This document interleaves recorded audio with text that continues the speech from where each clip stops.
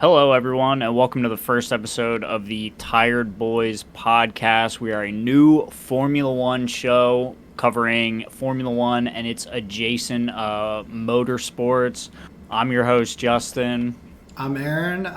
Welcome to the podcast, everyone. We're excited to be bringing this Formula One and motorsports podcast to you all. Looking forward to getting into it today.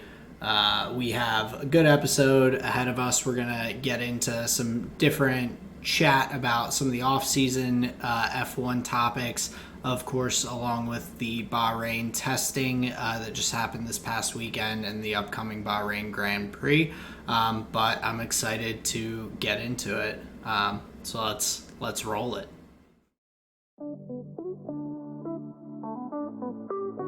Just You're this not chatbot 2D. for me. Yeah. So it was fun to reach out and touch you, my friend. Circuit of the Americas is where it's a track that was created for racing. So the race is a flat fee, and then it's the bake-off afterwards where things get really kooky. Okay, that's where all the weirdness comes in. Mercedes definitely started planning for their new car. If Red Bull came out and was just like, Adrian Newey designed our car. Yeah. Whoa, yeah, did he really? No way. All right, but so before we get into our main topics, we kind of want to explain like who we are, where we come from in Formula One. So yeah, like I said, my name's Justin. Me and Aaron, we hosted another podcast running from, I think it was like 2019, 2020 to 2023. It was called the Tall and Short of It podcast. We covered a range of topics, a little more on just like the casual chat side. We talked about like hobbies, different competition, and then shifted kind of into a primary focus on Formula One, and we did that for about 4 years or so. It seems like our goal here with this show, we're trying to, and I really liked how Aaron puts it. We're gonna narrow our focus onto the world of Formula One and the motorsports that have ties to it. Like IndyCar, F2, F3, the new now F1 Academy. The relevant other series that may have drivers or names or organizations that could be adjacent to the Formula One conversation. So I think that kind of explains a little bit who we are, where we're coming from. Aaron, would you like to add anything there? Yeah, we're not professionals in terms of our knowledge or experience with F1. We both have been fans for just a few years now, but we both have really enjoyed the motorsport and have kind of dove in with learning about a number of different components of it, the engineering side to some extent, kind of the differentiation of what can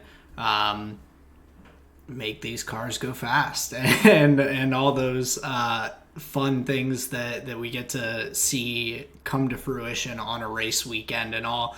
And we just really enjoy talking about it. So we want to bring a fun, lighthearted, kind of energetic perspective of what we're looking for and what we enjoy seeing in this realm of sports and everything. And I'll be very upfront. We try our best to be non-biased when we're talking. I do have my Red Bull fandom, of course, but I do try to keep that in perspective when we're going through and having these conversations. And also apologies if that bleeds through occasionally. Well, I'm sure, I'm sure it's okay. Everybody's coming from one camp or another. I can't imagine that'll be, too much of a problem. Yeah, but we'll start off the episode by getting into a segment we like to call our quick hitters. We're going to be looking at a couple of short topics that we're going to touch on a little bit, have conversations on. So the first one of the big news stories from the off season was Andretti Motorsports, who is an IndyCar team, putting in their application for Formula One to join in 2026. They had passed all of the FIA's qualifications in terms of manufacturing, all of these different components that they're looking for, finances, and all to make sure that they would be a viable team in the F1 scape, be able to produce a competitive car, which then passed that on to Formula One and the ownership and teams on their side to kind of have the final deciding factors of whether they would be welcoming an 11th team onto the grid or not, which for the 2026 season, they did deny Andretti's application. So kind of wanted to discuss that because it seems from Formula One side, there was a lot of kind of shade being thrown, I guess, towards Andretti and the application. The biggest comment was that Formula One would bring value to the Andretti brand, where Andretti would not to the Formula One brand in the same kind of capacity, and that was kind of a surprise to me in terms of I didn't expect that to be kind of the response. I understand some of the other responses from the teams about splitting up prize pools and the value is being diluted, XYZ. However, I just felt like Drive to Survive and just the growing F1 fandom in America. We have the Miami Grand Prix, COTA, we have the Las Vegas Grand Prix, all kind of on the schedule, locked in for the coming years. The American audience is growing. If you want American motorsport fans, Andretti's a name that is going to have some pull with that, in my opinion. Yeah, it seems like it would carry a decent amount of weight. What I think we have to remember as far as the Las Vegas and Miami Grand Prix, they're both kind of in their infancy, and I'm not sure those two races. Well, I think that just more speaks from what I'm looking at, speaks to the growth of the fandom in America, that they are Okay, adding like races onto sure. the calendar. But yeah, those are early. They're not like classics like some of the long standing circuits that we have on the schedule. Well, unlike what you said, Circuit of the Americas, that's a well True, favored true. U.S. track, but the races in Vegas and Miami are new. However, to your point, indicates a growing U.S. market. A couple of things that you talked about there is the like dilution of the prize pool, and this is something that I learned when looking into the application for Andretti. What I thought was interesting was for a new team coming in, if it were to be an 11th team, there's a anti-dilution rule in place where the team has a fee that they have to pay, like basically into the prize pool, so that they aren't taking away then from like the possible prize money of the teams that like have already been here and in some ways have already factored those some of those monies like into their budgets and their spending plans for the next year.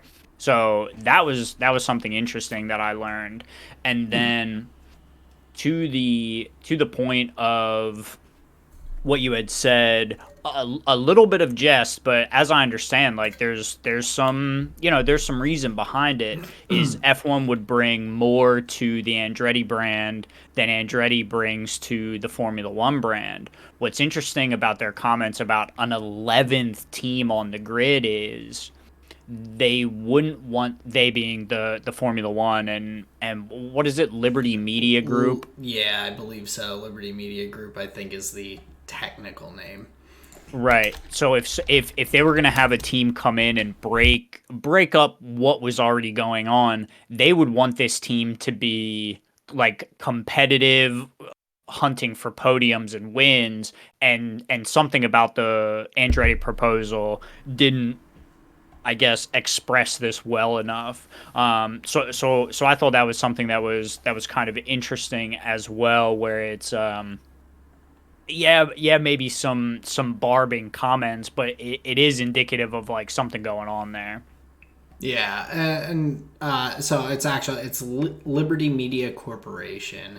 Oh, okay, Had to do a gotcha. quick Google. Don't want to get on their bad side just as we're starting the first episode of the podcast. Yeah. But yeah, I think that overall it isn't. It was also just like a weird statement, I think, of the bringing value to the brands from a side of like, of course Formula One has a larger pull, that name, than Mm-hmm. Andretti as it's on its own. So I feel Mm-hmm. like you're to some extent comparing apples to oranges in terms of that draw.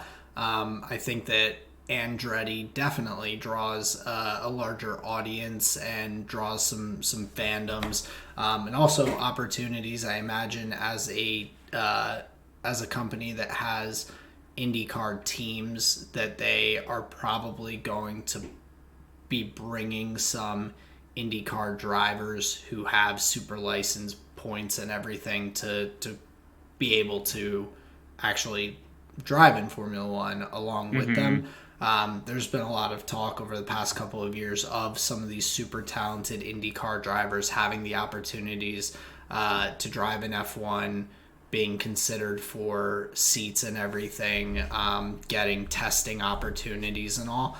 And so, just as a whole, it seemed like it was a bit more, maybe from uh, wariness of competition for some of the teams. I mean, and we'll talk about it in just a little while, but looking at a team like Haas that has been struggling, top finishes fifth since their conception back in 2016, and have kind of slid backwards in terms of their positions and their placing and everything. Um, I think that a team like that has more of a likelihood to potentially get pushed to the wayside by a new team that is willing to put the investment into this endeavor and all.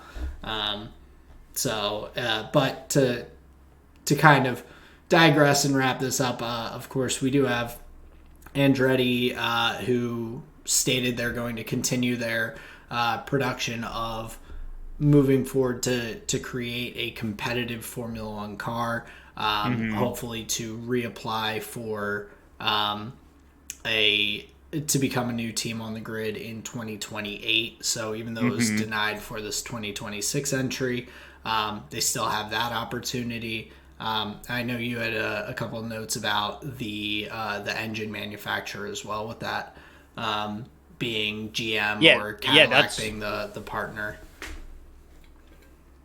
yeah, that's where I wanted to jump in is at another thing that we learned is it sounds like Formula One is way more interested in looking seriously at the proposal after this run of like rule changes. They want something in there. They didn't believe that they would be able to put up a competitive car with these rule changes, also not being like their own engine manufacturer. They would then have to buy and be a purchaser.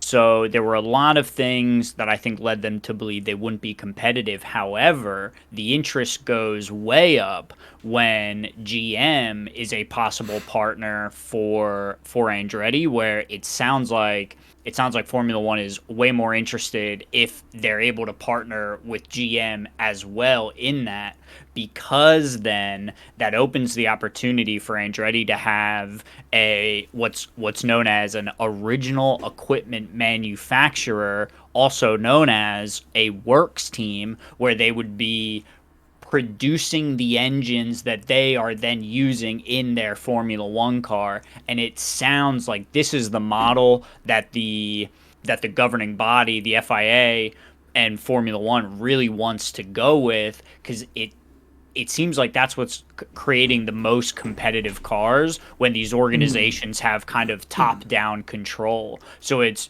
almost as though, like you're saying, they're going to Andretti is going to continue building their program, continue building their Formula One car in hopes that they're prepared for, a better opportunity where they won't be marred by so many like rule changes and car specification updates that they would have to make, effectively forcing them to build two new cars back to back years. So it seems like the 2028 is also not only a time where Andretti can reapply, but it's also going to be the time where I think Formula One will look a little deeper at the proposal and say, yeah, if GM comes along with you, this looks way more interesting to us. And I thought that was an interesting angle. We also learned the term original equipment manufacturer, which I had never heard before. But it's your Ferraris, your Mercedes, the ones that are producing the engines and then selling them. So Yeah, I thought a bunch of interesting stuff there. definitely. That's I've heard the term OEM. I never knew what it meant because There you I've go. seen that in my work with ordering parts for equipment and things like that.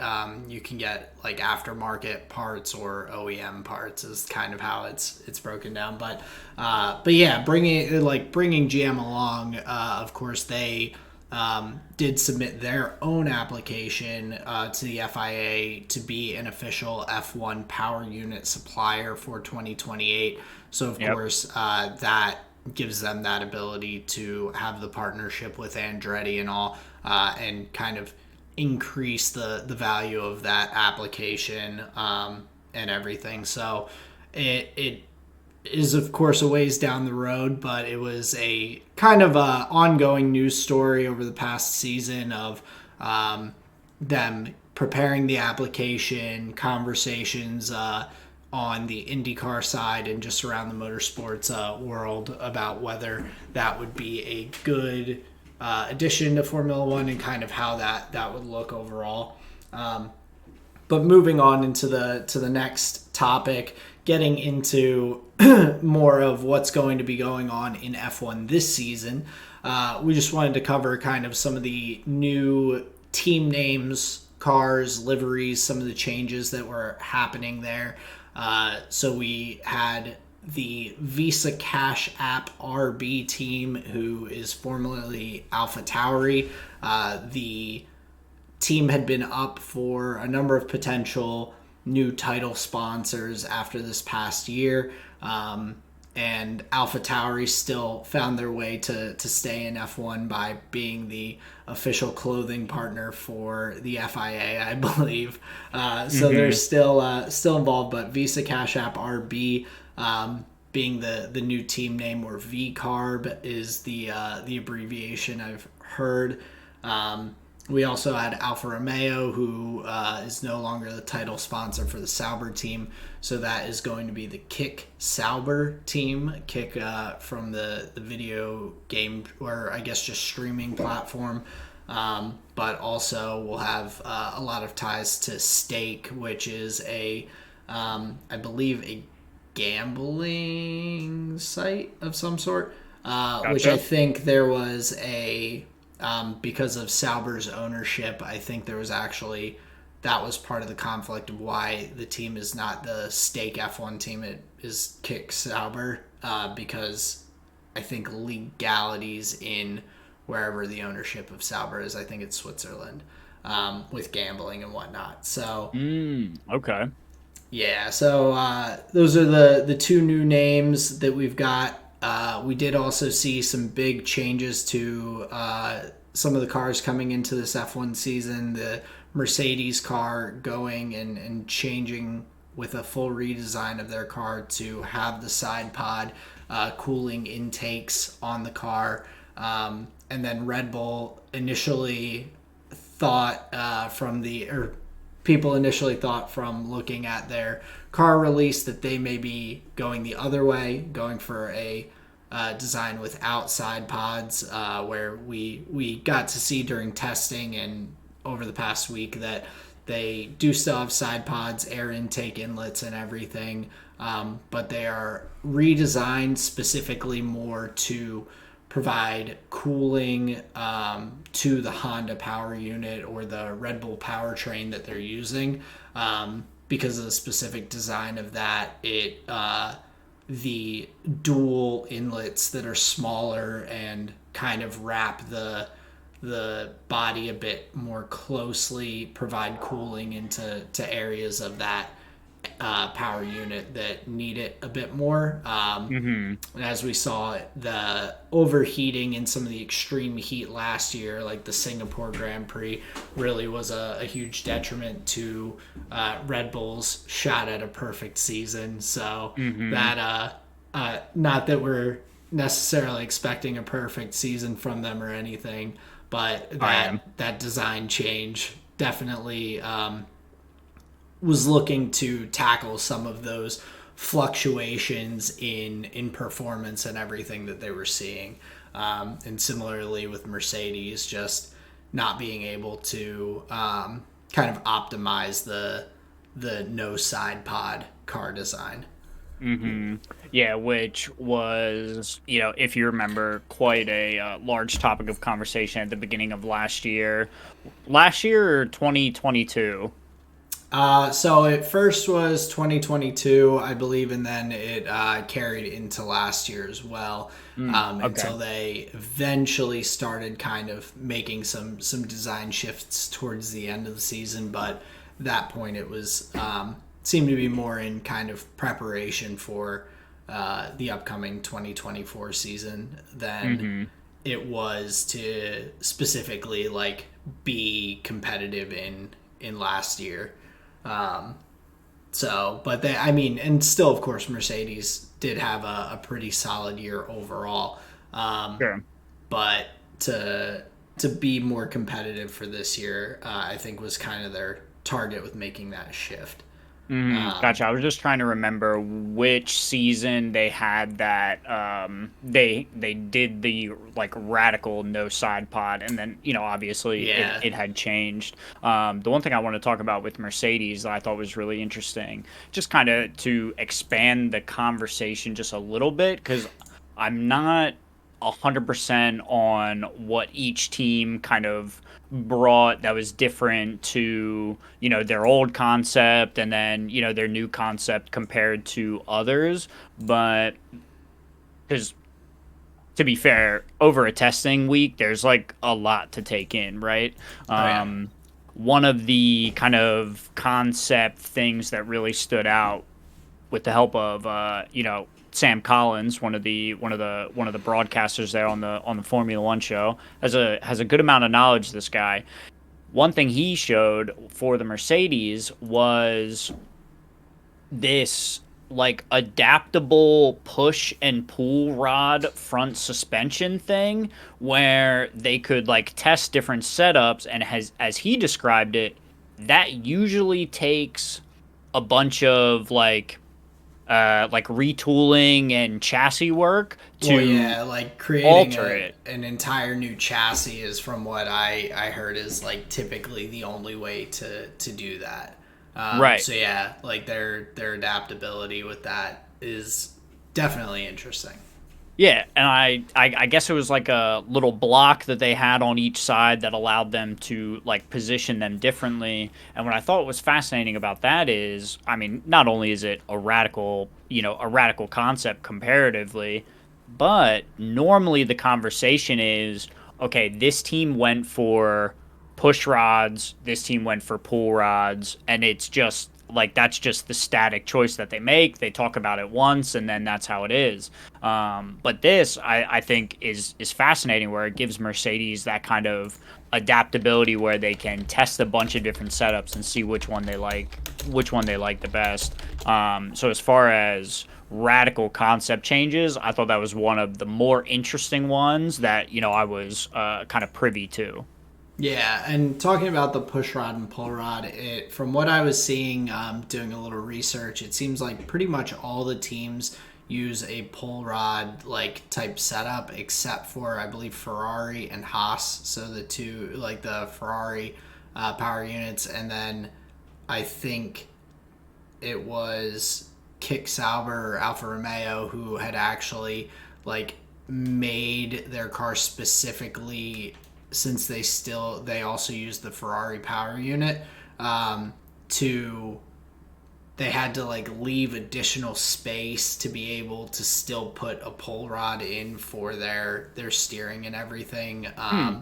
with the Ferrari power unit. So it's interesting because like it does affect a lot the how the cars drive.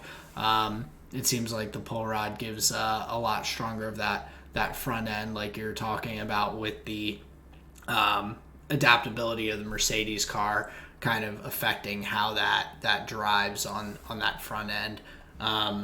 And along with that, Mercedes also going with kind of finding some of these little loopholes and whatnot that they can to kind of improve and give performance to the car, going with the wire connection on the front wing, as opposed to having a full like fin go across to kind of reduce weight but maintain the stability, and everything of that front wing to not be flexible and to be one continuous kind of piece there. A Mm-hmm. unique design choice and everything, but it seems like they've made some of those adaptations and kind of found their ways to be on the cutting edge of trying to get their car back to the top performance that they can for the upcoming season. Mm-hmm. Yeah, and obviously all of these car concepts are bound to change, not just over the long term, like over the course of the season, but also bound to change like race to race, as each track obviously has like, different characteristics. They're kind of selecting for different things, some, faster in the corner, some faster in the straights, these kind of things.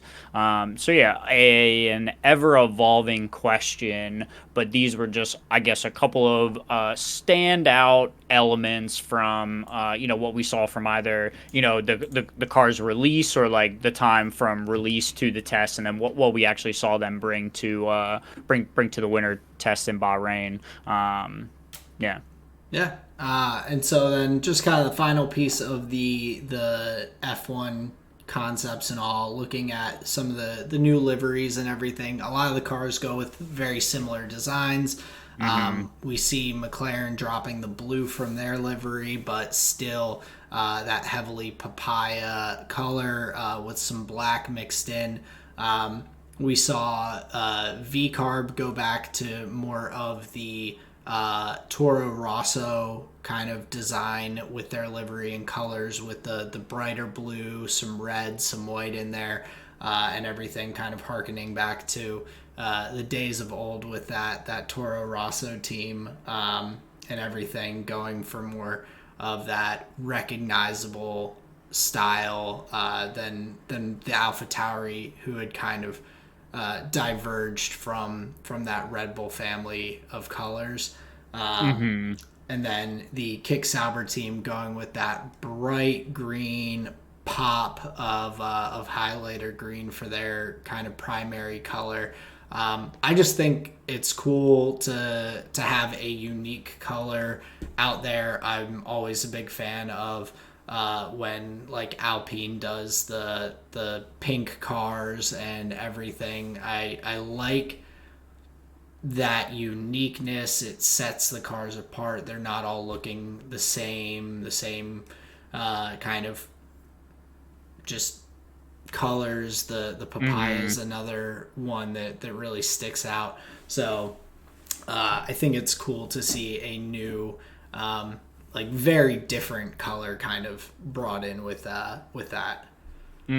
That's interesting. When you're talking about this, I'm thinking about the special Japanese Grand Prix livery that Red Bull used with Max and Sergio that one year, where I guess it got like taken off the schedule or something, but they wore it was like the white racing suits. I Yeah. guess I never thought too much about like these special liveries, but now it's interesting when you're talking about this, like one of them actually comes to mind. So A, that's surprising. But B, when it comes to liveries, honestly, drop the colors, give me the carbon fiber. I want these things light as possible and fast as possible.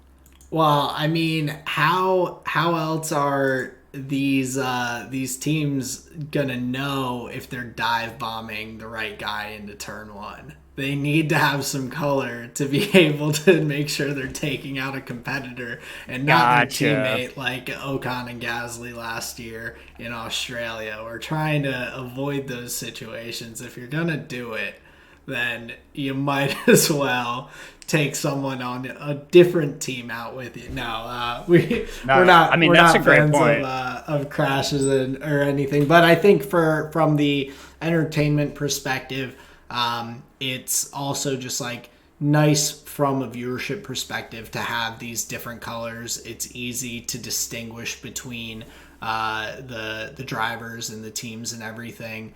We see even with the commentators and the broadcast where they're occasionally mixing up which driver is being shown on screen as it's flipping to a new camera angle and everything, whether it's Lewis or George in the Mercedes or Checo or Max in the Red Bull.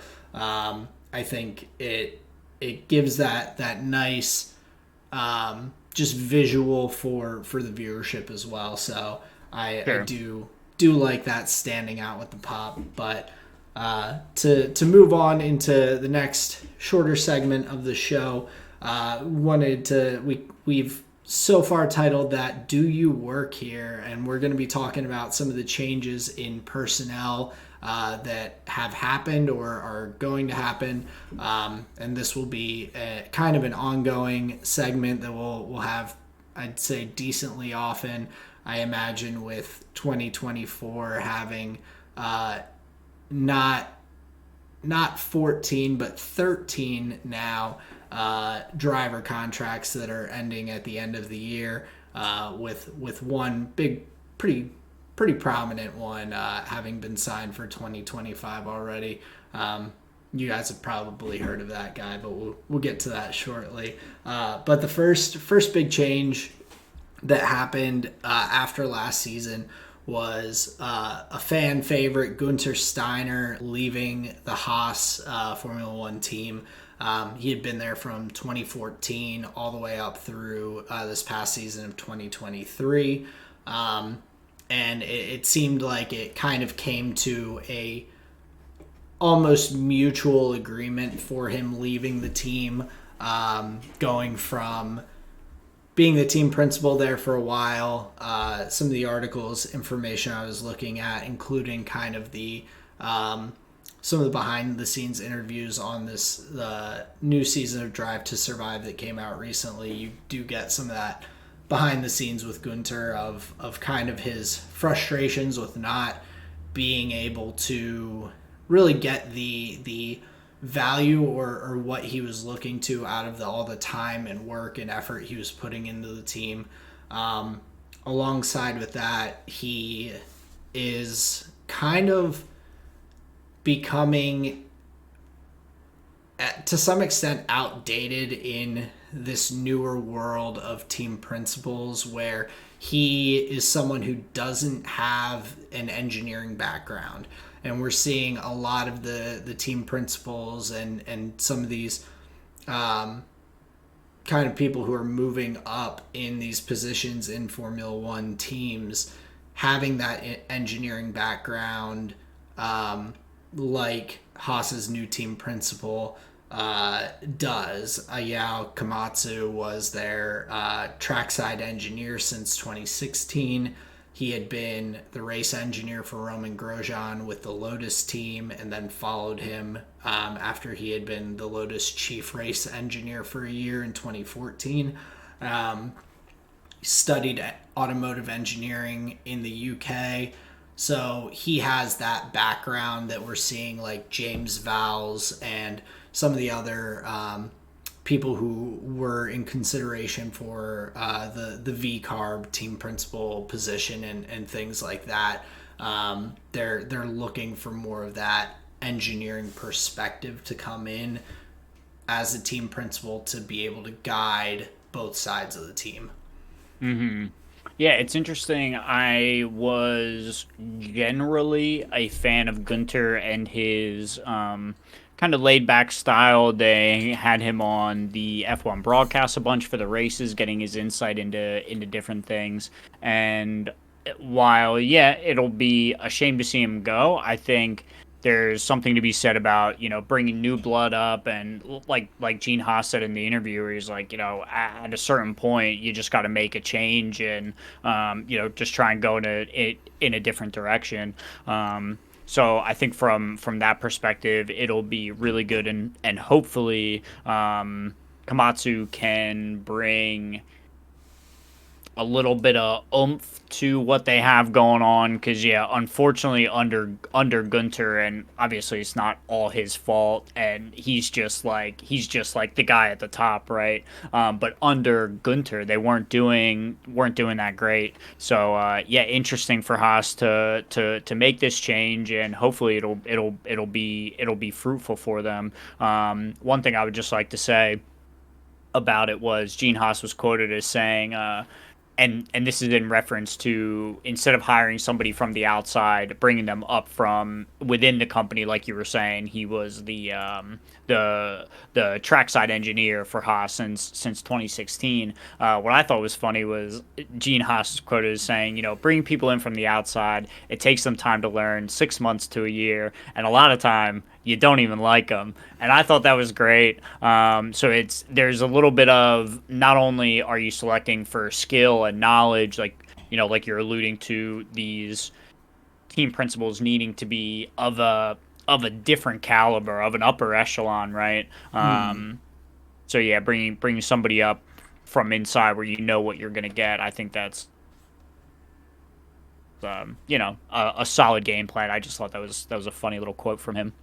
Yeah, I that's definitely an interesting one, and I know, of course, he and Gunter had come to some disagreements in terms of compensation, and Gunter wanting kind of a stake in the team and all, but yeah, I mean, it does speak to kind of your knowledge and experience.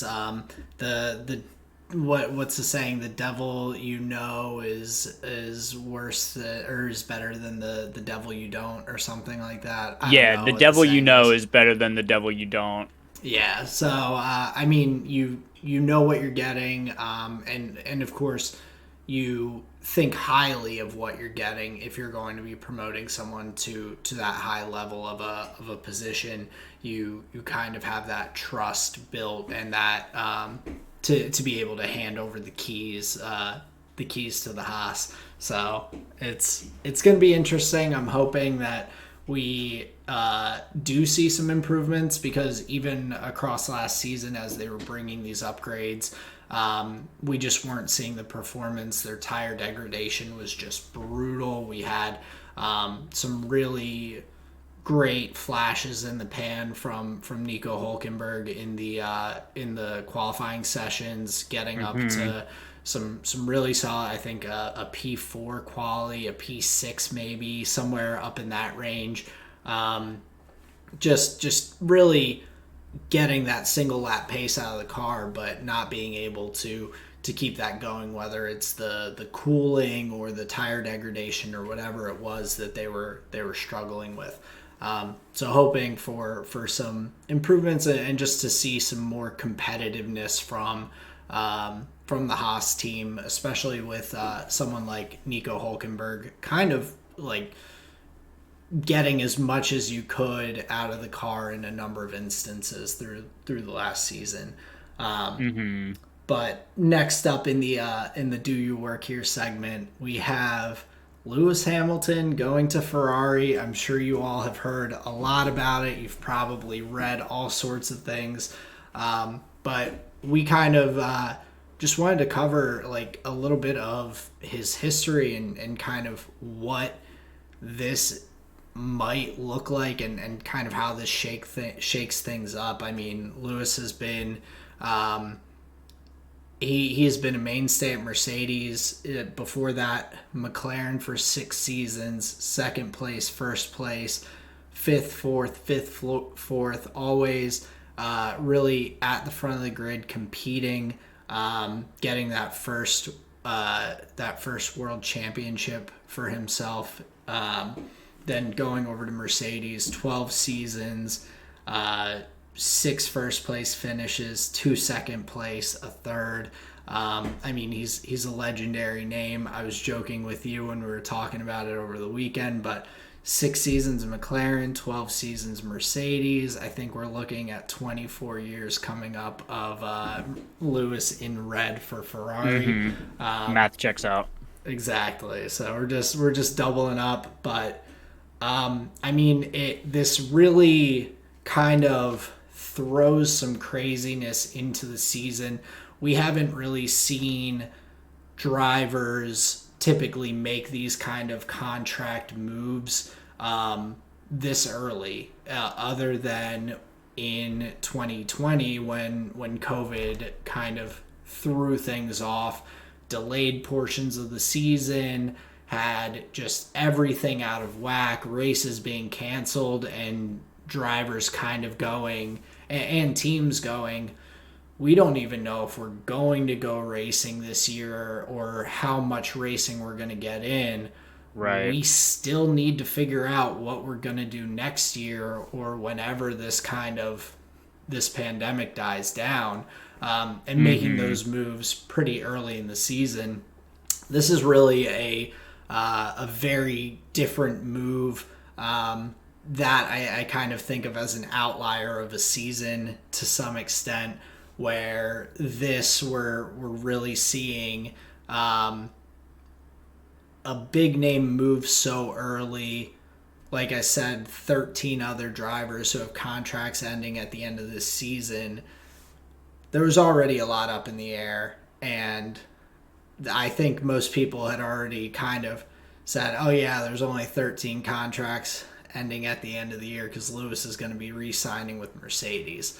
As opposed to saying, oh boy, now a super talented driver like Carlos Sainz who thought he would be competing throughout the season for this contract, will now be kind of fighting to find the next best option for himself at the Mm-hmm. end of the year, Yep. and really causes this waterfall of, I mean, conversations about who is going to fill these seats. I mean, that already sprung from reports Red Bull to offer Alex Albon a contract, who of course could be a good viable option for the Mercedes team to fill Lewis's seat potentially.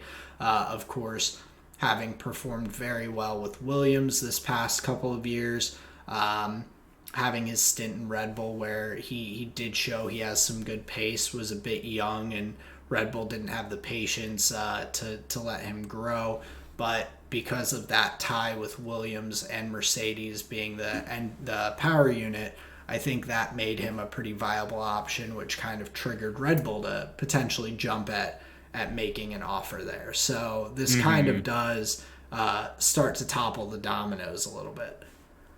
Yeah, significantly. I'm very surprised you like you had said, yeah, you just kind of assumed that that was where he would be staying no matter really no matter what happened. So, yeah, just as surprised as anybody else. Yeah, I was dubbing him Lewis Heartbreaker Hamilton, man. Like that just shatters the hopes and dreams. I was thinking, I said this to you, I'm gonna have to find something to do with all these, Lewis Mercedes jerseys and shirts and hoodies. I just bought them. I don't know what I'm gonna do with them. So yeah, that's gonna be something to figure out. But Vintage, vintage now. okay, there you go. That's a nice little white lie. But yeah, like you were saying, him moving, it does put, like you were saying, race winner now, Carlos Sainz out of a seat. And like, what does that mean? So yeah, I think we're going to see a lot of drivers on their best behavior this year and really gunning for what's going to be like a musical chairs of a contract season. I imagine with every race there's going to be more conversations about people signing or now who's left and what seats are available, and something tells me they may dwindle just as quickly as they've all opened up here for the end of the current contract year being 2024. Yeah, and also just including people who aren't currently in F1, Mercedes has a young, kind of by the media dubbed prodigy in Andrea Kimi Antonelli, who's coming up skipping from F4 straight to F2, skipping over F3. 17-year-old Italian driver who is going to be racing for Prima Racing this year. They're already planning out test opportunities in the Mercedes W13 for him being in their junior academy and everything. So there are other people out there that could start to take some of these seats and push out current drivers potentially. But to kind of wrap that all up, we'll have to wait and see. But I have a feeling we'll get some contracts signed earlier in the season than we have seen in previous years. Um, Hmm. but to kind of go through some of the Bahrain testing, some of our expectations, and then get into the upcoming race. 3 days of testing, some long sessions, a lot of just getting the cars up and going. I mean, and in a positive way, saw very few mechanical issues across the board. The only significant one that I remember hearing about was the Williams having a fuel pump issue on day one that they seemed to get resolved pretty quickly. Still got some good laps in and everything on day one. And then, of course, we're able to continue that on throughout the rest of the testing. But Red Bull coming out of the gates hot. Max setting the fastest time on day one by 1.14 seconds over Lando, being the second driver there. But then we saw Ferrari come on pretty strong throughout testing as well, with Carlos Sainz putting in the fastest time of the testing sessions overall. Hmm. Yeah, one thing. So, yeah, day one, they just have Max in the car. Same thing with George Russell. Both of these drivers, far far above and away, driving more laps than the other drivers, just putting a lot of mileage in. I thought that's just an interesting strategy because those were the only teams I think that did that on the first day. Most of the teams were running like different run plans, given like the morning to one driver, the afternoon to another driver. So I basically just said it to say like all different kinds of approaches for these teams. So I thought that was pretty interesting.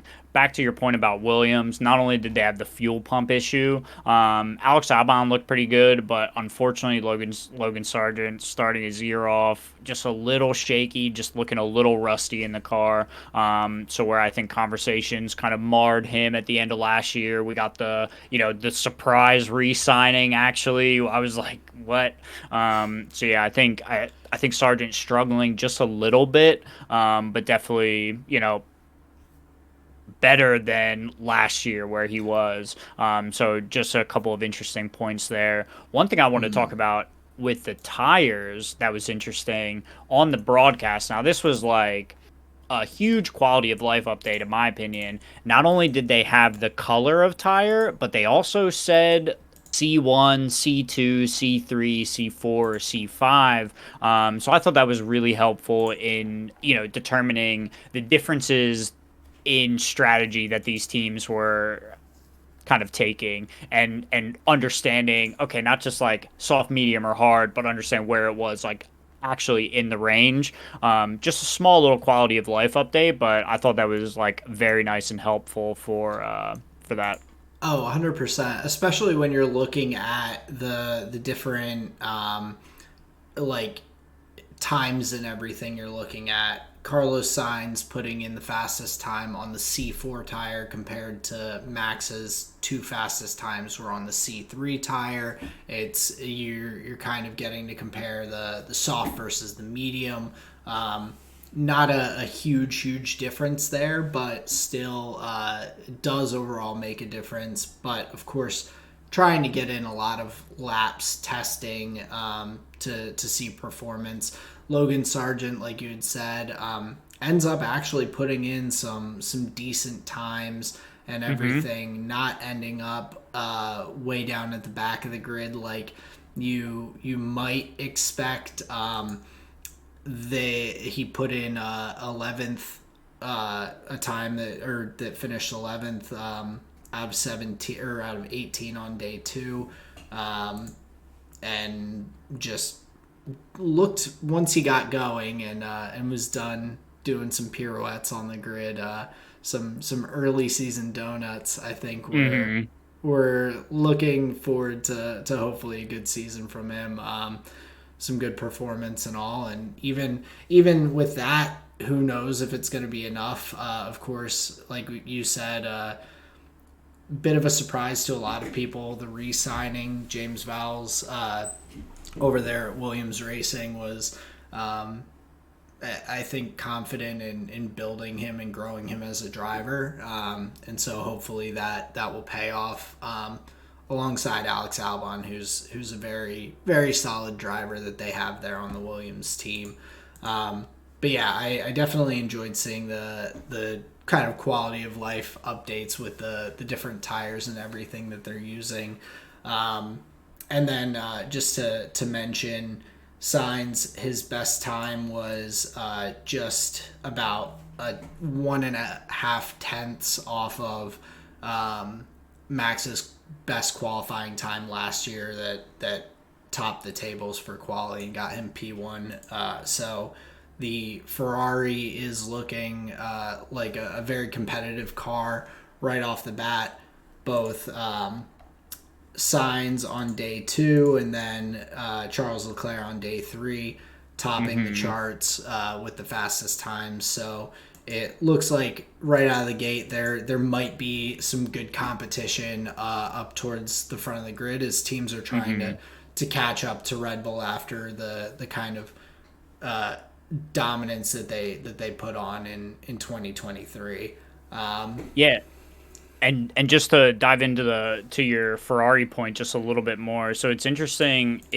It's interesting to take a look at that because what we know of Ferrari in the last couple seasons is like, yeah, they're quick. They're qualifying. Like their times on Saturdays are great. Their race pace is usually really solid as well.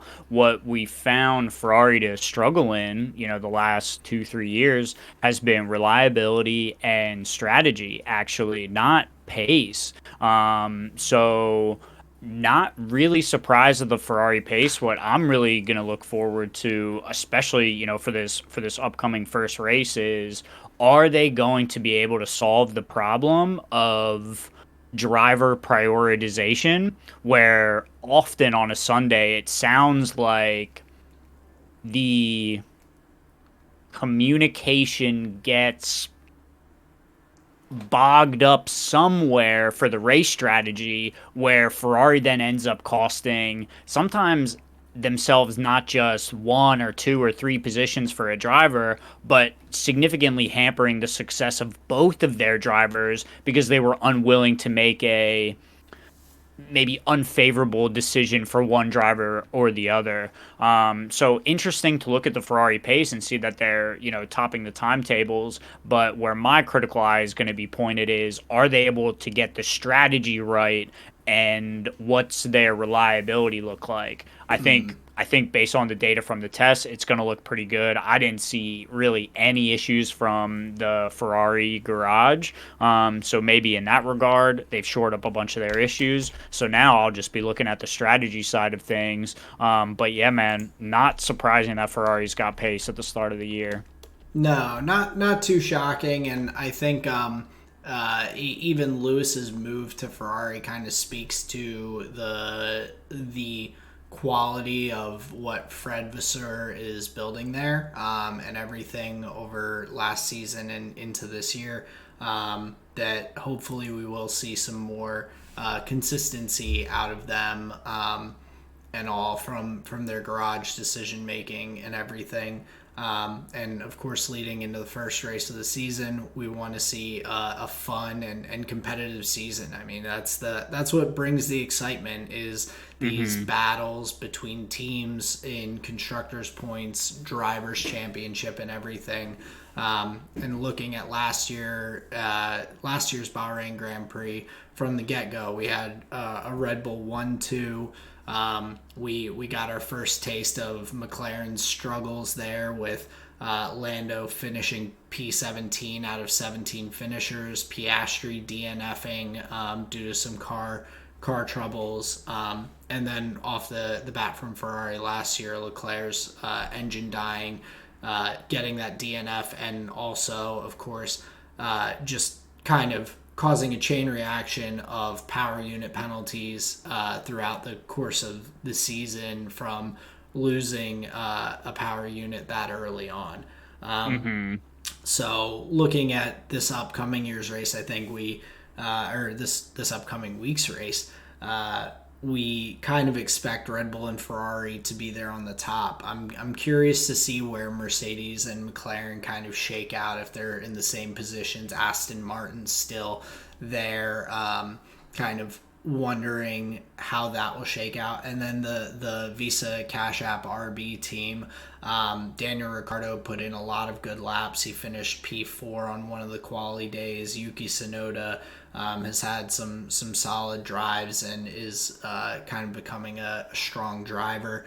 And with that partnership with Red Bull, and kind of maximizing that with utilizing the parts that they are able to purchase, along with the power unit from that primary Red Bull team, I think that puts them in a position to be more competitive than we saw last year, with them kind of struggling throughout the year, not just with the car but also driver lineup.